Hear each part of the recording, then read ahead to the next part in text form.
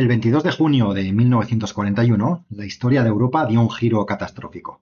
La Alemania nazi lanzó la Operación Barbarroja, una invasión a gran escala de su hasta aquel entonces aliado, la Unión Soviética. Este no fue un conflicto territorial más, fue una lucha existencial entre los dos movimientos totalitarios más grandes de todo el siglo XX. Una guerra de agresión y de exterminio ideológico y racial, cuyas dimensiones y brutalidad no tienen paralelo en la historia. Hasta ese momento, la Segunda Guerra Mundial parecía decantada a favor de Alemania. En 1940, Hitler dominaba el continente, con Francia ya derrotada y Gran Bretaña aislada en sus islas. La URSS, por su parte, era el aliado más fiable de Alemania y su principal proveedor de materias primas, cruciales para el esfuerzo bélico. Ambos países habían firmado un pacto de no agresión en 1939, que de hecho les permitió repartirse Europa Oriental, satisfaciendo las ansias imperialistas de Stalin con la anexión de Polonia Oriental, los estados bálticos, así como partes de Rumanía y de Finlandia. Pero la visión de Adolf Hitler no conocía límites. Convencido de que los británicos no se rendirían y obsesionado con el Lebensraum, o espacio vital en el este, Hitler decidió adelantar sus planes de conquista, arriesgándose a abrir el temido Segundo Frente. El objetivo, que se plasmó en la Directiva número 21, era derrotar a la Rusia soviética en una campaña rápida, en una campaña relámpago, una guerra que alimentaría a la propia guerra.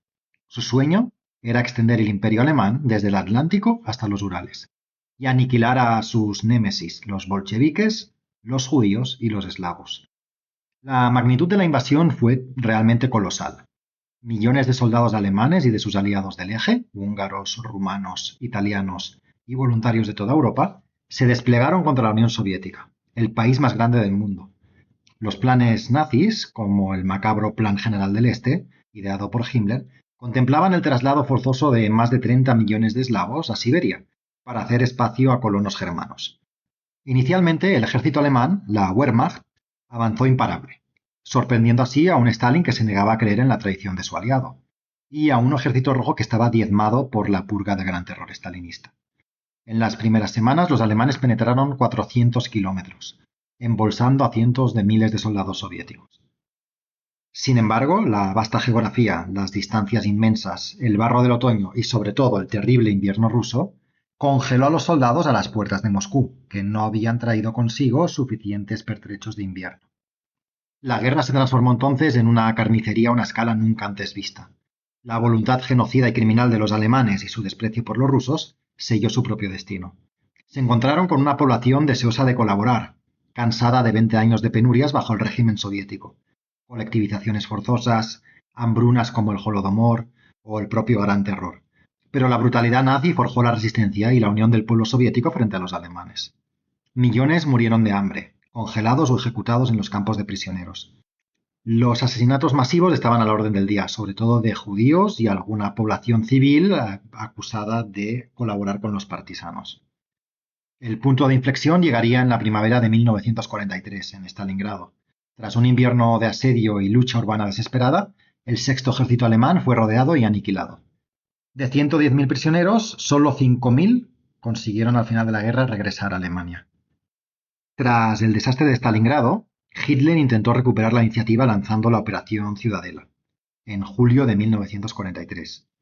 El objetivo de la operación era un movimiento de pinza desde el norte y desde el sur del saliente de Kursk, para rodear y aniquilar a las fuerzas soviéticas.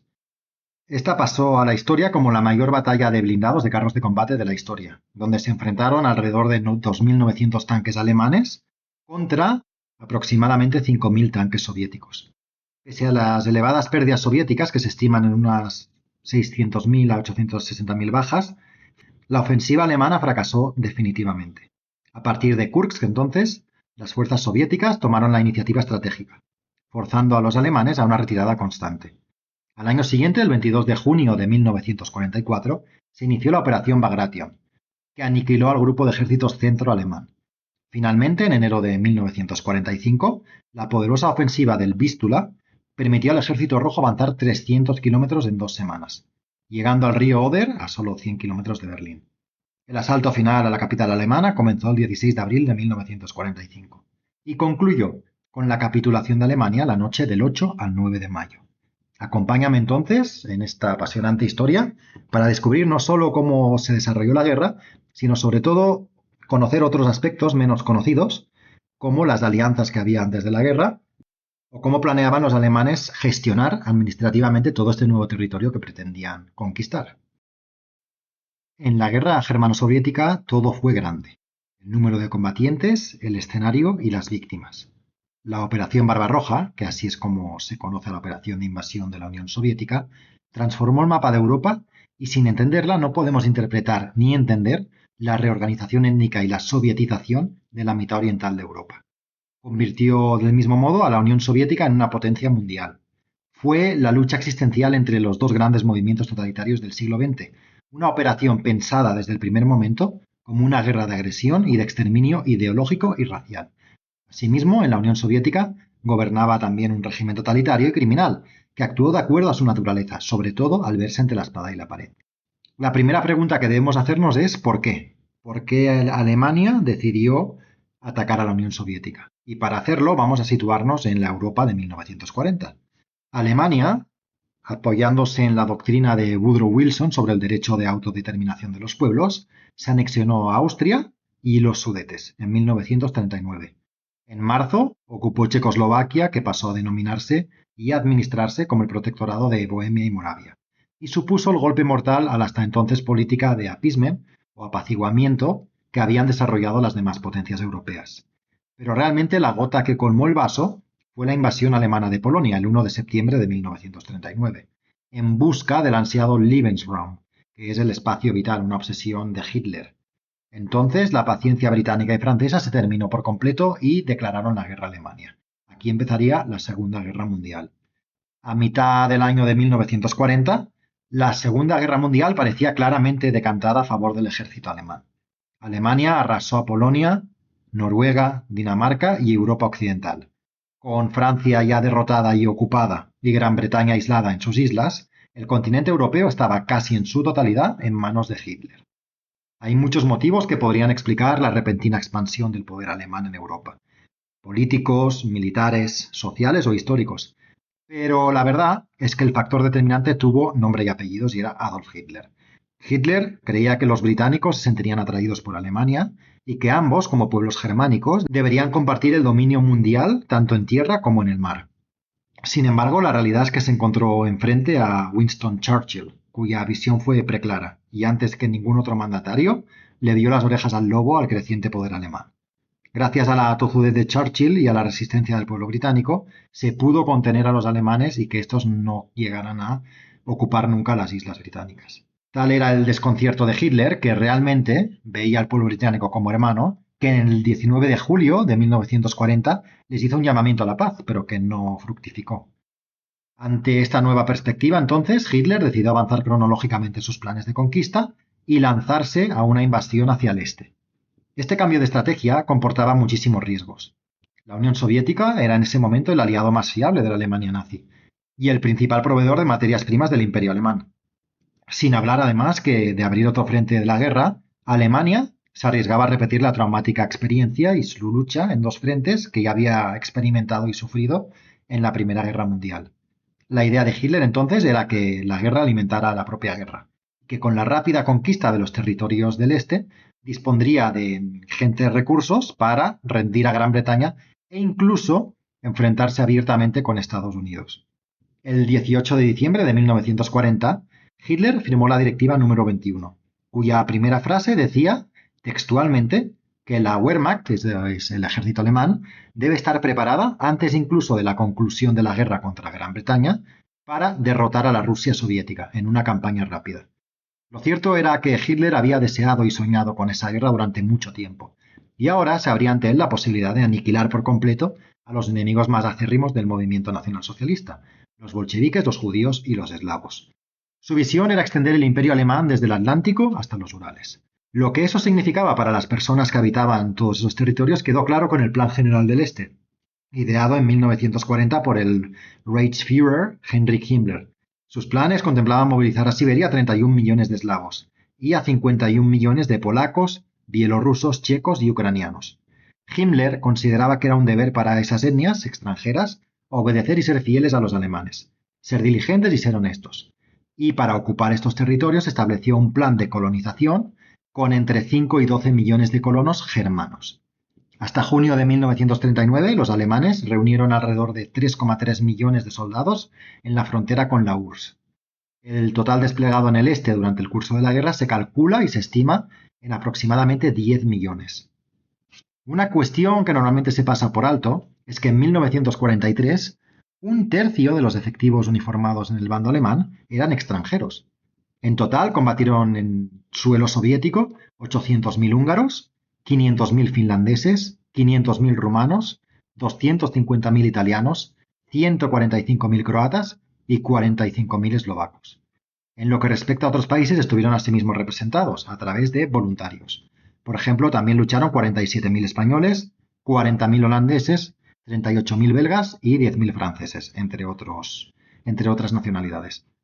Los alemanes distinguían entre no germánicos, españoles y franceses, que debían unirse al ejército regular, a la Wehrmacht, o germánicos, que eran los daneses, los holandeses o los noruegos, que se unían directamente a las Waffen-SS. Vista la visión y la situación alemana, ¿cómo era la situación para los soviéticos? Bien, los soviéticos, encabezados por Stalin, conocían de sobras este despliegue alemán y la cantidad de soldados que estaban acumulando en las fronteras. Pero sin embargo, Stalin estaba completamente convencido de que sus aliados alemanes, con los que había firmado el pacto de no agresión, se mantendrían fieles al mismo. De hecho, las relaciones entre soviéticos y alemanes preceden a Hitler, puesto que encontramos las firmas de los tratados de Rapallo, del 16 de abril de 1922, o el Tratado de Berlín de 1926. Ambos se necesitaban mutuamente. Por un lado, Alemania buscaba cubrirse las espaldas con un aliado fiable. Y la Unión Soviética quería mantener a su país al margen de la Gran Guerra Europea, al menos en un primer momento. Y el resultado de estas necesidades fue la alianza a través del Tratado de No Agresión Germano-Soviético del 23 de agosto de 1939. Dicho tratado, además, contenía un protocolo secreto en el que se dividieron Europa Occidental, satisfaciendo así también las ansias imperialistas soviéticas. Las tropas soviéticas ocuparon el este de Polonia, los 3 estados bálticos, Lituania, Estonia y Letonia, Besarabia y el norte de Bucovina, la parte oriental de Rumanía y el sudeste de Finlandia, la región de Karelia. El Tratado de No Agresión no fue el único. A este le siguieron un tratado fronterizo de amistad, firmado el 28 de septiembre de 1939, un tratado económico del 11 de febrero de 1940 y un acuerdo comercial del 10 de enero de 1941.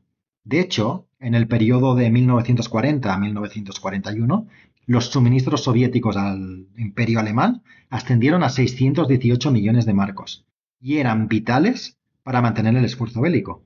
Sin esos suministros, sobre todo de petróleo soviético, los tanques alemanes apenas habrían podido llegar a las afueras de Moscú en 1941. En lo que respecta a la Unión Soviética, en el momento de la invasión alemana, en el verano de 1941, este era el país más grande del mundo, con 218 millones de kilómetros cuadrados, y una sexta parte del mundo en extensión. Para hacernos una idea de lo diferentes que eran respecto a los alemanes, en Rusia la densidad poblacional era de 7 habitantes por kilómetro cuadrado, mientras que en Alemania era de 133. Inicialmente, especialmente en los territorios en los márgenes de la URSS, los habitantes tenían una voluntad genuina de colaborar con los alemanes, los veían como salvadores. Su experiencia con los gobernadores bolcheviques era realmente mala. Habían vivido 20 años en las condiciones más desfavorables imaginables. Casi todos los campesinos, que eran el 72% en 1926 y el 51% en el momento de la invasión alemana, habían sido sometidos a colectivizaciones forzosas, lo que conllevó que sus condiciones de vida y productivas empeoraran significativamente respecto al periodo zarista. Se crearon para el cometido 250.000 kolhozes, que eran granjas colectivas, que hicieron que la producción del conocido granero de Europa cayera a niveles tan bajos que necesitaron racionalizar alimentos, y asimismo a principios de la década de 1930 murieron de hambre entre 5 y 7 millones de personas. A esta desgracia se le unieron las deportaciones y ejecuciones de los que se oponían a los planes de modernización y colectivización, que sobre todo en Ucrania supusieron otros 1,8 millones de personas adicionales deportadas. Pasadas las hambrunas y deportaciones iniciales, se siguieron deportando grupos étnicos concretos y otros colectivos como los de los kulaks, que eran pequeños propietarios. Kulak es una palabra rusa que originalmente significaba puño y fue utilizada en la Unión Soviética, especialmente bajo el régimen de Stalin, para designar a los campesinos considerados acomodados o ricos, pero sin embargo Esa riqueza podía ser disponer de un arado o de un buey, por lo tanto, de acomodado o rico tenían más bien poco. No eran terratenientes ni aristócratas, sino agricultores que tenían algo más, o un poco más de tierras, o un poco más de ganado, o algunos aperos de labranza más de lo normal. Se estima que esta persecución se cobró otras 273.000 víctimas. Pasadas estas desgracias, las atrocidades no terminaron, pues comenzó el conocido como periodo del Gran Terror, de 1937 a 1938, en el que se detuvieron a más de 1,5 millones de personas y se ejecutaron alrededor de 700.000. Esta vez sí, afectando a altos cargos y a población urbana. Este caldo de cultivo entonces provocó que inicialmente la sociedad soviética estuviera deseosa de colaborar con el ejército alemán, y al inicio de la guerra la Unión Soviética tenía a sus espaldas muchas más víctimas en su conciencia que la Alemania nacionalsocialista. Usualmente se nos vende a la URSS como ese ente liberador, pero la realidad es que eran muy similares, dos regímenes totalitarios que se influenciaron y radicalizaron mutuamente. Si el ejército alemán hubiera actuado bajo principios clásicos, no hubiera apenas encontrado resistencia y podría haber tomado la Unión Soviética con cierta facilidad. Pero su voluntad genocida y criminal, su desprecio hacia los rusos y su incomprensión del enemigo lo cegó. ¿En qué situación se encontraba el Ejército Rojo? Estaba totalmente diezmado, ya que fue uno de los objetivos predilectos del gran terror stalinista. Por ejemplo, para que os hagáis una idea, de 5 mariscales habían muerto 3. De 30 comandantes habían ejecutado a 29. De 195 generales de división habían matado a 110. La suma total de oficiales con graduación perseguidos y ejecutados por el Estado fue de 583 de un total de 899. Se trataba de un ejército totalmente descabezado, desorganizado y que no estaba preparado para afrontar lo que le venía. ¿Cómo comenzó entonces la guerra? Pues a primera hora del 22 de junio de 1941, el ejército alemán, la Wehrmacht, atacó por sorpresa a la Unión Soviética. El ataque consiguió avanzar 400 kilómetros en una sola semana, rompiendo las posiciones soviéticas y formando gigantescas bolsas. Los alemanes estaban convencidos que sería una victoria muy fácil. Incluso los propios británicos y los norteamericanos temían que los soviéticos fueran acorralados como ovejas.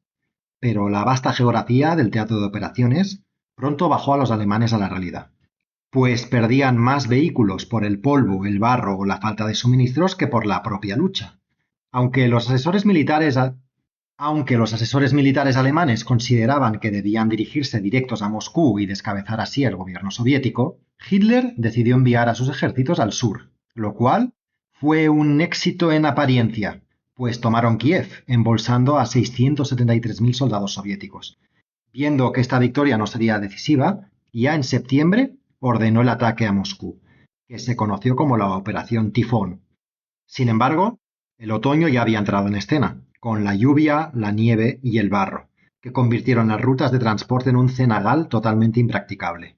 Esto, unido a la mala planificación alemana, que en su soberbia habían preparado suministros solo para el verano, obligó a muchos soldados alemanes a seguir combatiendo con uniformes de verano en las gélidas estepas rusas. Con un frío que alcanzó los 52 grados bajo cero, el grupo de ejércitos centro fue empujado entre 150 y 300 kilómetros hacia el oeste. En la primavera del año siguiente, en 1942, y tras sufrir 1 millón de bajas, ya no era posible para el ejército alemán atacar en todo el frente.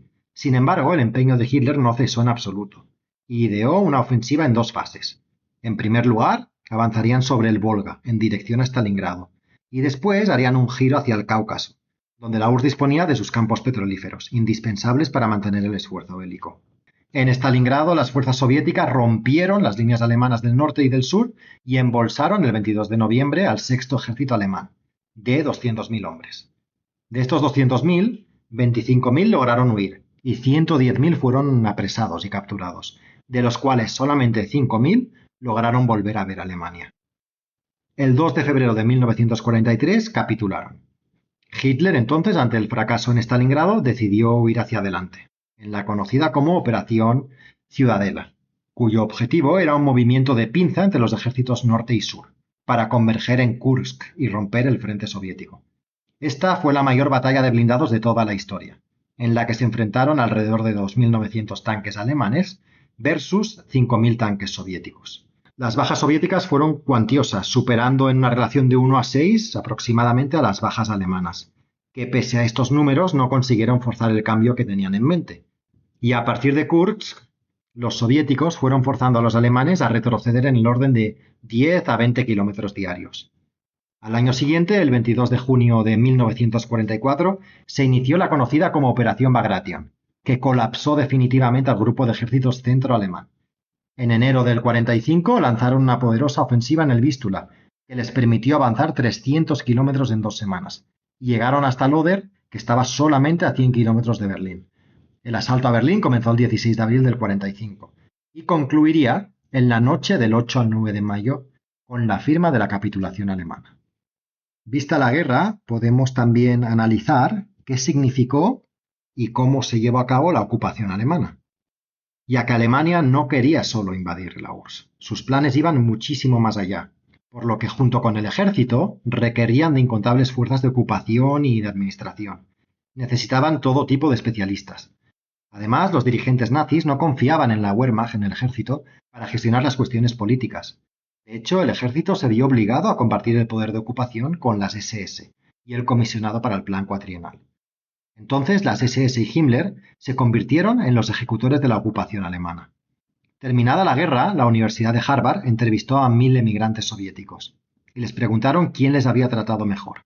545 dijeron que las tropas del frente, la Wehrmacht, el ejército. 162 a la administración civil, 69 a las tropas de retaguardia y a las SS solo lo mencionaron 10 personas de 1000. Para que os hagáis una idea, un tercio de los ciudadanos soviéticos, entre 55 y 65 millones de habitantes, estuvieron bajo ocupación directa alemana. Y bastante pronto ya, en la primavera de 1942, los partisanos de la retaguardia empezaron a ganar influencia. Y ya en el 1943 dominaban el 90% de todos los bosques.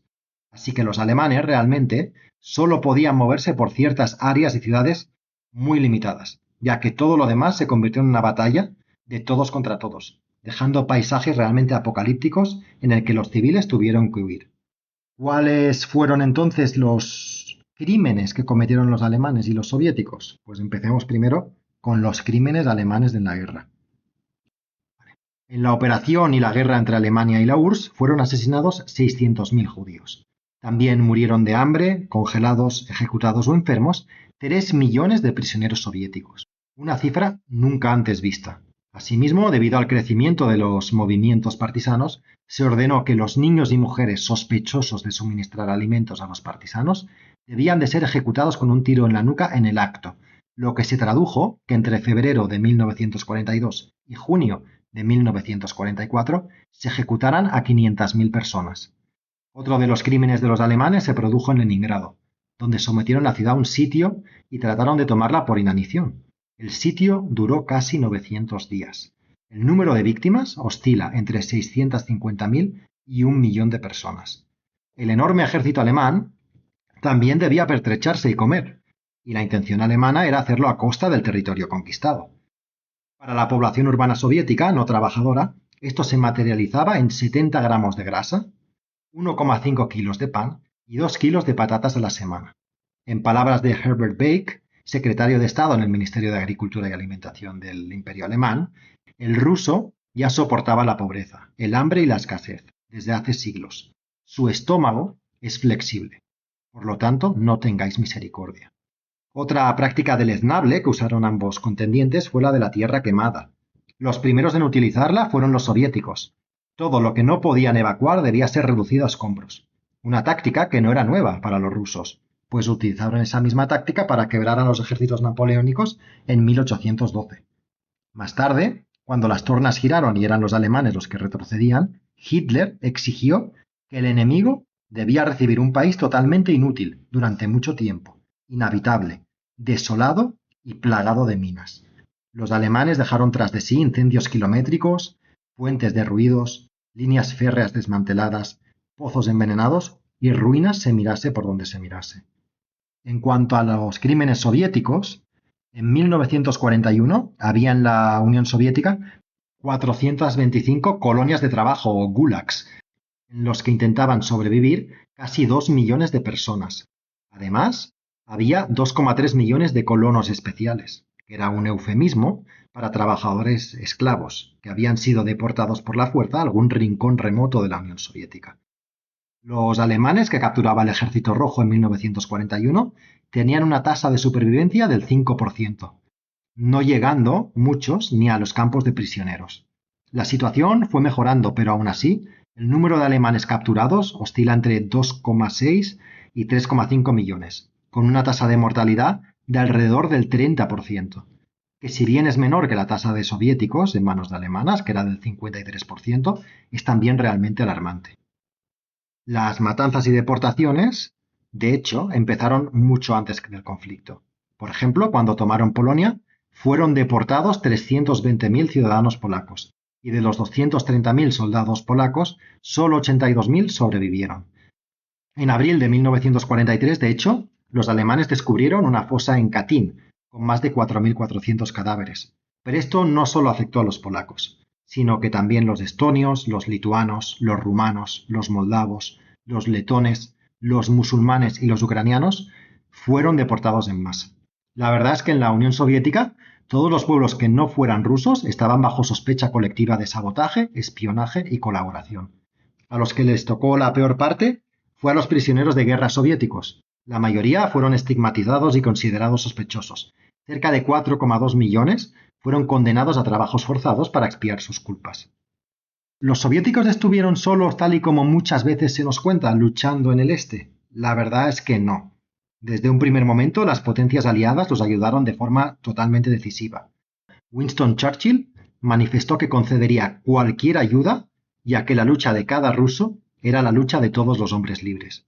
Y ya a finales de agosto de 1941, los primeros convoyes británicos alcanzaron Murmansk, a través de la Ruta del Norte, y en septiembre, tropas conjuntas soviéticas y británicas ocupaban Persia para asegurarse suministros desde el sur.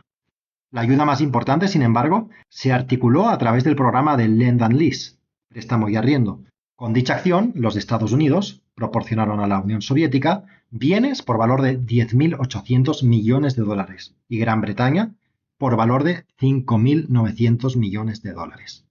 La Unión Soviética y Stalin, al finalizar la guerra, y usando una política de hechos consumados, exigieron la sovietización de Europa Oriental y Suroriental, reteniendo, irónicamente, los territorios anexionados en su pacto con los nazis, y ampliándolos también a expensas de Alemania y de Finlandia. Vista a grandes rasgos lo que fue la operación Barbarroja y las consecuencias que tuvo, cabe preguntarnos si pudo haber triunfado Alemania. Pues la clave se encuentra en el verano de 1941, cuando la Wehrmacht, el ejército alemán, fue recibido a menudo con alegría en los territorios soviéticos, y los desertores amenazaban seriamente con provocar un problema existencial para la Unión Soviética. Pero la ciega política alemana no quiso cambiar su plan basado en la aniquilación, la explotación y la opresión. No sorprende entonces que la idea soviética de Gran Guerra Patria calara mejor, pues la campaña de exterminio alemana no dejó lugar a preguntas o alternativa.